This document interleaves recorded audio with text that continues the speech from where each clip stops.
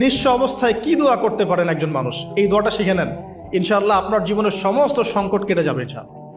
আমি নিজেও ওই দোয়াটা বেশি বেশি করার চেষ্টা করি।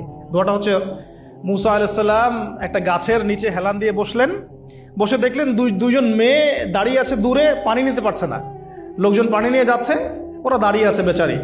মুসা আলাইহিস সালাম গিয়ে বললেন, কি সমস্যা আপনাদের?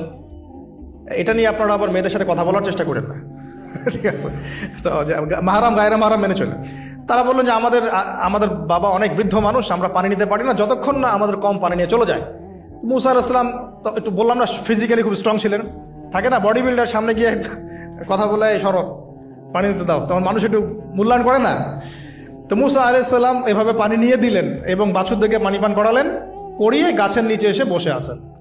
বসে বসে তিনি দোয়া করছেন, এই যে দোয়াটা তিনি দোয়া করছেন, রব্বি, একটা নেক কাজ করলেন, নেক কাজ করলেন না, মানুষের উপকার করলেন, নেক কাজ করে এসে গাছের নিচে বসে দোয়া করছেন, আল্লাহ এখানে তো আমার খাবার পানি বাসস্থান কিছুই নাই, আমি কি করব? রব্বি ইন্নি লিমা আনজালতা ইলাইয়া মিন খায়রিন ফাকির, রব্বি ইন্নি লিমা আনজালতা ইলাইয়া মিন খায়রিন ফাকির। আবার বলেন, রব্বি ইন্নি লিমা আনজালতা ইলাইয়া মিন খায়রিন ফাকির। অর্থ হচ্ছে, হে আল্লাহ, তুমি তোমার পক্ষ থেকে আমার উপরে যে নেয়ামতগুলো দিবে, আমি এর জন্য ফকির হয়ে বসে আছি আল্লাহ। অর্থ বুঝে পড়বেন ভাই, নামাজ রোজা হজ জাকাত যাই করেন আল্লাহর ওয়াস্তে অর্থ বুঝে পড়বেন। অর্থ বুঝে পড়লে আপনার ইবাদতের স্বাদ পাবেন, তৃপ্তি পাবেন, আল্লাহর সাথে কানেকশন হবে, আল্লাহর নূর পাবেন, মাআরিফত পাবেন, সত্য স্বপ্নও দেখবেন তখন ইনশাআল্লাহ। তখন সত্য স্বপ্ন দেখবেন ইনশাআল্লাহ। আল্লাহ পাক তৌফিক দান করবেন।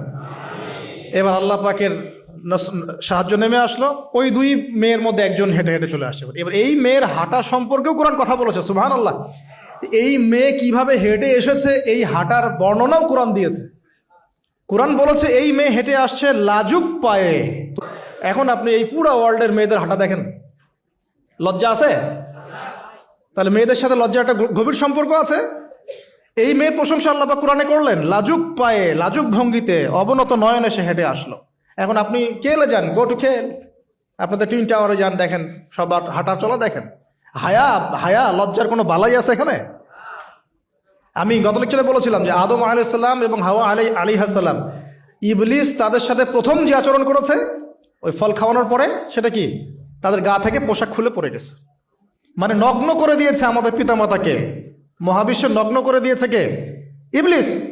তো এখন এই পৃথিবীতে আমরা যারা নগ্নতার চর্চা করছি, তার কার এজেন্ট আমরা বুঝতে বাকি আছে? আমার কথা কি বুঝতে পারছেন কি না? এই কানেকশন মেলানোর চেষ্টা করেন, ডটসগুলো মেলানোর চেষ্টা করেন। সামনে যাই প্রিয় ভাই, এই মেয়ে এসে বলছে, আমার বাবা আপনাকে ডাকেন, আমার বাবা আপনাকে ডাকছেন। তিনি গেলেন, বাবা শুআয়ব আলাইহিস সালাম। তখন এক বোন ইনডাইরেক্টলি বাবাকে বোঝাচ্ছে যে বিয়ে শাদী দিলে ভালো হয়। এক বোন বলছে যে আপনি তো তাকে পুরস্কৃত করতে চাচ্ছেন, তাহলে এইরকম কওয়িউন আমিন একজন মানুষকে সবচেয়ে ভালোভাবে পুরস্কৃত করা যায় তার যথাযোগ্য প্রতিদান দেওয়ার মধ্য দিয়ে। তো মেয়ের ইশারা বাবা বুঝেছেন, তিনি নিজের এক মেয়ের সাথে মুসা আলাইহিস সালাম বিয়ে দিলেন, সুবহানাল্লাহ। তবে শর্ত দিলেন, দেন মোহর কি? মোহর তো নাই। মোহর কি এবার? মোহর হচ্ছে 8 বছর তোমাকে আমার ফার্মে কাজ করতে হবে। এটা আগেকার একটা স্টাইল ছিল, সুন্নাহ। এটা এখন নাই যদিও, আগে এরকম ছিল যে দেনমোহর দেওয়ার জন্য এই একটা পদ্ধতি ছিল।